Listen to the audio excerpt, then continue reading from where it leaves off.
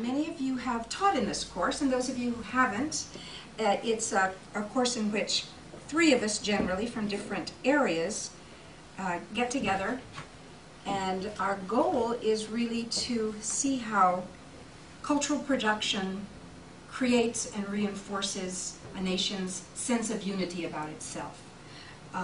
There are a lot of ways to do this, but when I was invited into the course, lo these many years ago, I have to remember my new passwords, right? It's still very loud.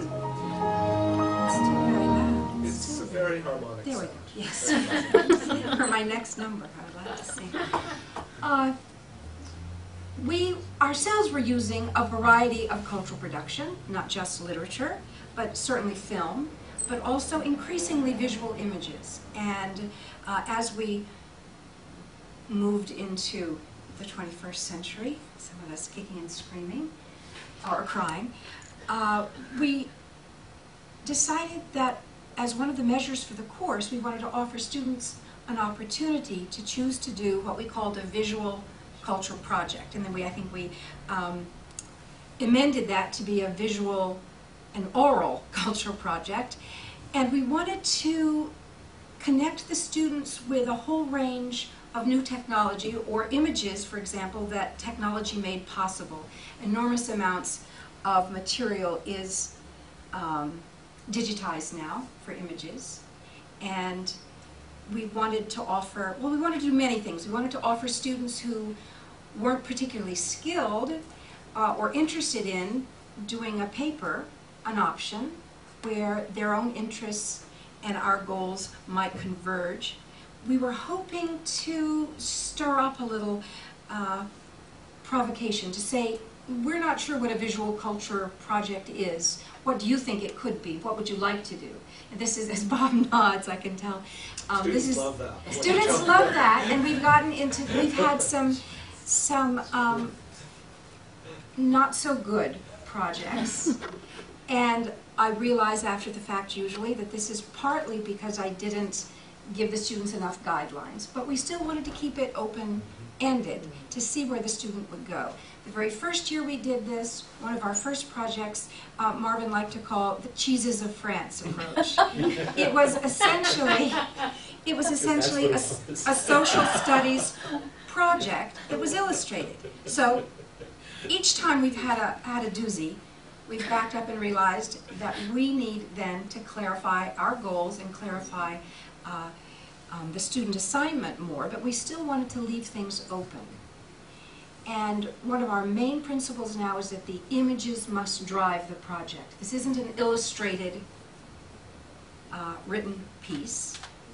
It is some conclusions drawn by treatment of the images. And I think I can show this best by showing you very quickly a project from a student named Shonali Guzman.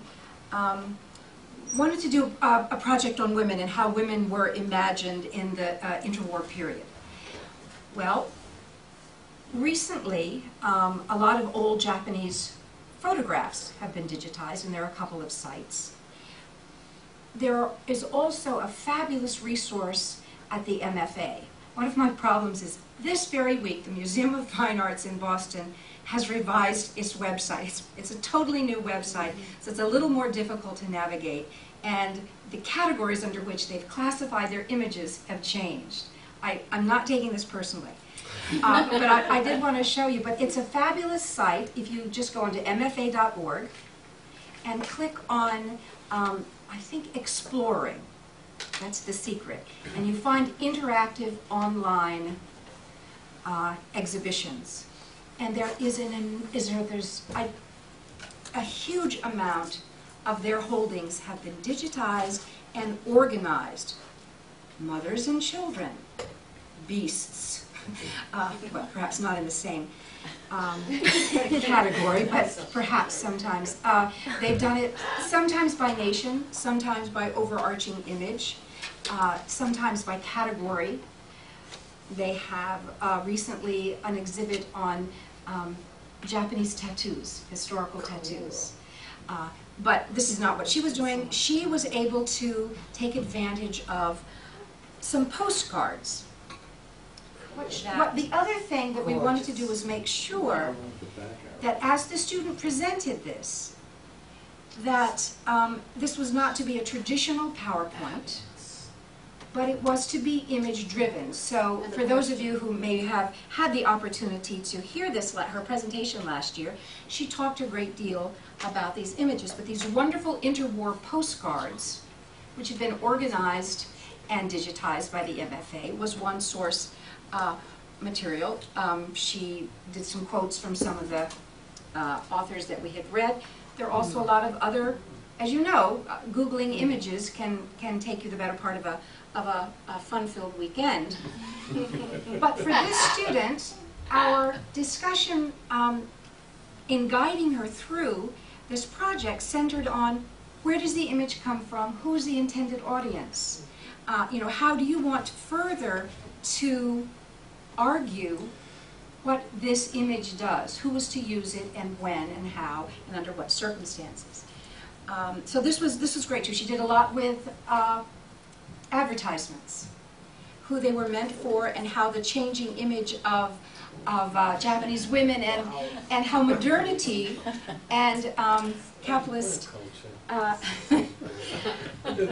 But she found some great images, and she also found a great theoretician in Harry Haroutunian. She had her own, her real interest was in fashion and style, but we were able to corral that, I thought, pretty well. And she decided that, well, we encouraged her to interrogate her terminology. So she talked a little bit about what traditional meant and what modern meant, and how that might, again, be used by a culture in its advertisement of itself. She talked about, again, a pre-modern group within a modernizing society. And she really did quite a lot, and she found, as I said, she used a lot of MFA images, but she found others and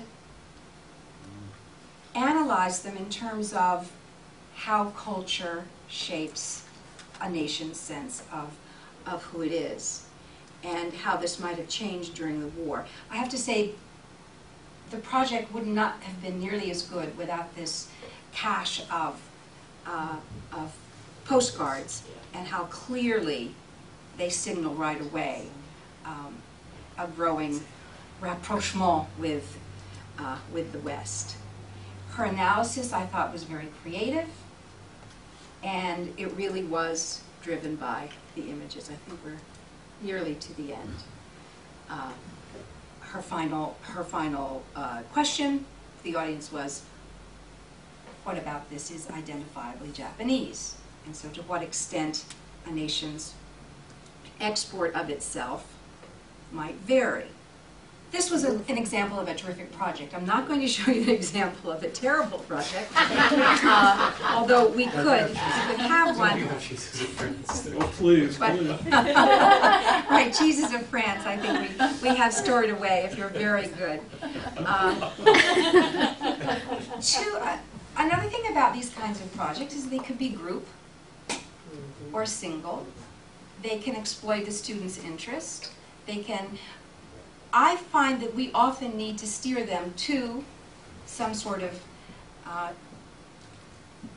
again, either a group of images or an idea, or have them continually refine it. We let them run after the stick thrown far away, but then we have to throw it in shorter and shorter distances. Two students, Elisa Belcourt and Eve Rabinowitz, wanted to do a project about Hayao Miyazaki's films. It seemed to be too unwieldy.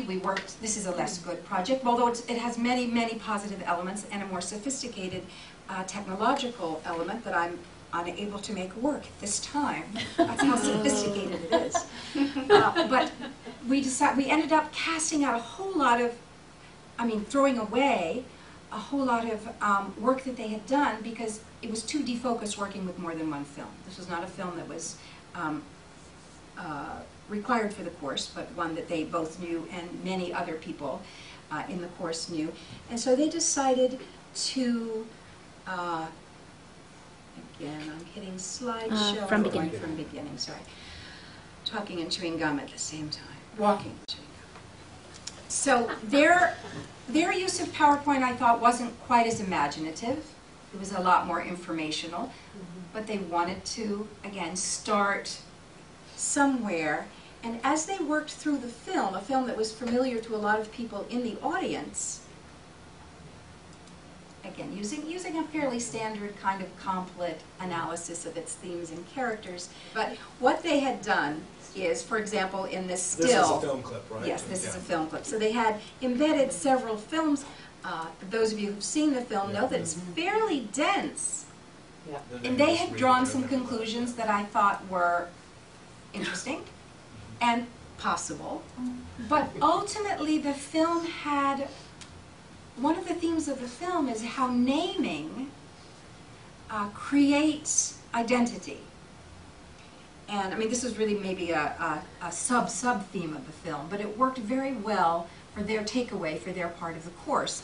And they did a terrific job in working together, in figuring out the new technology. I know, Casey, you were a huge help to them.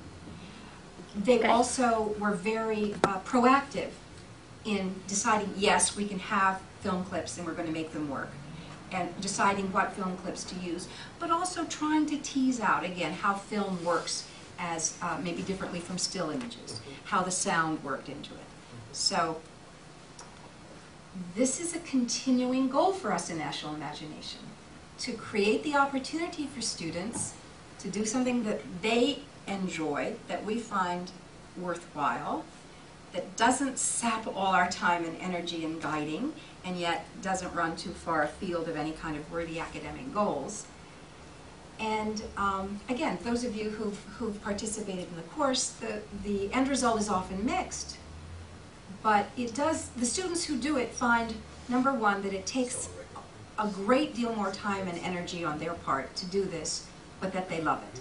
And they often see it as the highlight of the course for them. And it's really, again, I think there are really no disadvantages. There can only be sort of crummy PowerPoints. But